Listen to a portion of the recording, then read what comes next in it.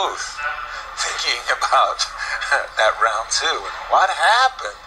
What happened in round 2? Hikaru, coming out of that opening, by the way, with Nuremberg, I mean, he really did misplay it. I would be kind of stuck to guess what those 5 moves might be. Okay, so bishop e5. We have been seeing these knight g8, e7. I want to say Steinitz, Ruy Lopez. They become popular. Knight c3. Okay, this is probably the most ambitious reply to knight g7. The most ambitious. Yes, it's very, very central to knight g7 systems, because you play knight c3 specifically with the idea of beating knight g6 with h4. Wow. Play becomes extremely sharp. Knight d4 is by far the best move here for black, and in reply to knight d4 you can do all kinds of things. I recently had a game here where I played h5, knight f4, knight takes d4, h5, knight f4. There are other moves available for white as well. This is very, very sharp. Knight d4, e d4, queen f3. I had a game recently. So, how did you do? It was a draw. I had some chances, but it was a draw. Okay. Hikaru, instead of all of this, plays bishop c4 instead of h5. Also a very logical choice. You preserve your bishop. You also hint at some attacks against the f7 pawn.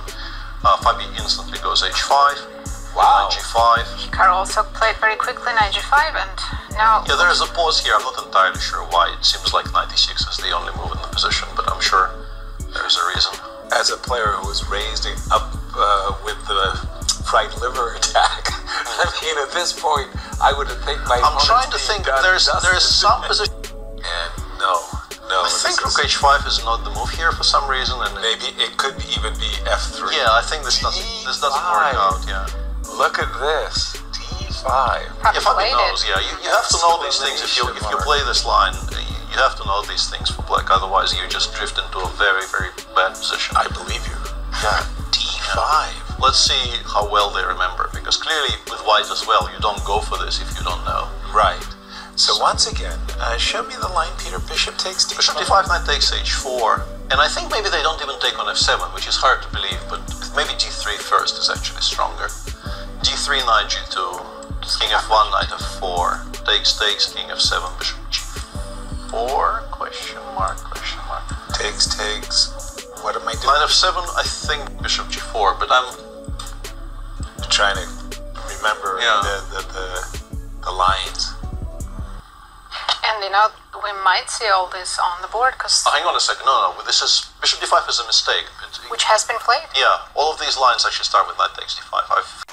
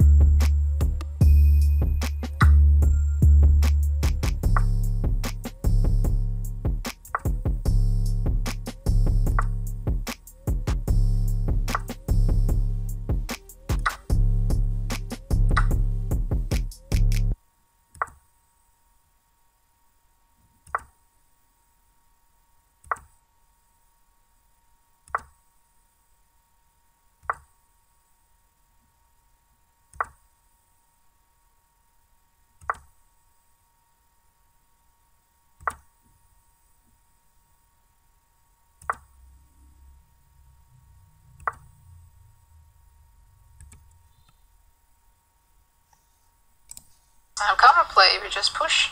Push. Yeah. Rook g6 looks Knight impossible. e2 honestly looks very strong now.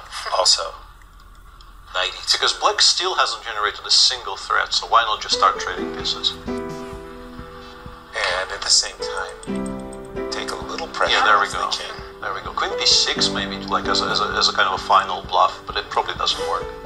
Knight takes f4 probably just wins. Yeah, knight into king e2 is resignable. Now you don't have a threat. Right, now the king is... Queen b6 still, but you... No, I have rook h3. Yeah, rook h3 is completely fine. Just to make sure that queen b's... King c5, he went, yeah, king c5. A good general leads his army into battle. Absolutely. So queen d4 is a threat, should we just play c3? Yeah, just play c3. To shut down Wow. black's only counterplay? Wow, that's cruel. Culture. Yeah. Fight for the dark squares. Wow. c2, c3. What is my opponent's threat? My opponent's threat is to play queen here. Simple logical chess, right? So, simple chess, stopping the opponent's threat. And how much time? I mean, again, Fabi's on seconds. 15 seconds for Fabi and 2 minutes for Hikaru. Oh, this is... I want to say bad position, but hopeless time. Next couple moves seem to be pretty straightforward for white. Rook g6, trade rooks and push the pawn. Oh, yes, he heard you. Do you take with the pawn or with the queen? No, you never allow queen g5. Oh, there's queen g5. No, right. we need to Yeah, of control. course. We need to control the jumps. We never allowing queen g5. Queen g6 and Not allowing queen g5. queen f8 probably to stop. Oh, you're not stopping. Not h6. stopping h6. No. But maybe queen f8 with bishop g3 ideas. Oh my god, there's no bishop g3. There's nothing. There's just no idea. Yeah, you can just very safely continue pushing. Just h6. h6, he wants to play rook d8, hope Yeah. against hope. Or bishop d5 and then h7, just be kind of brutal about it. Yeah. Oh, that's cruel. Bishop d5. Just put it on d5 and keep it on d5 while we're queening the h pawn. You know, it's like, just keep it on d5. Oh boy. So we're anticipating h6 for Hikaru, rook to d8, and Peter says, you know what? That threat of queen takes d3, I'm gonna block you. So let's say king b7. h7. Because CD does not threaten the check, so I will very safely put the queen on h8 and win. And if you have to play rook h8, the game is completely over, obviously, because you will never generate any counterplay.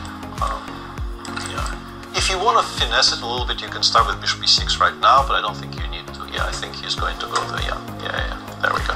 h6, rook d8, and he blitzed out bishop d5. Yeah. This is very clean. Wow. So there's just... You can't generate a threat. Who's leading on this Grand Chess Tour? Fabi. Fabi is. Who would have thought it, though? Yeah, I think that whole piece blunder in the last game really Did. shook Fabi. It certainly did. By the way, pawn just went to h7. Yeah, you have to play bishop rook h8, but even simply bishop g8 and then you get your king to safety because you're Fabi basically... just looked away like in disgust because Hikaru is reaching for the bishop to go. There's one last trick here. If you take on c6, queen c6, queen g7, queen d7 actually probably saves the game for black. But yeah, that's not going to happen. By the way, the simple is trading the queens, followed by bishop g8, and Fabi said,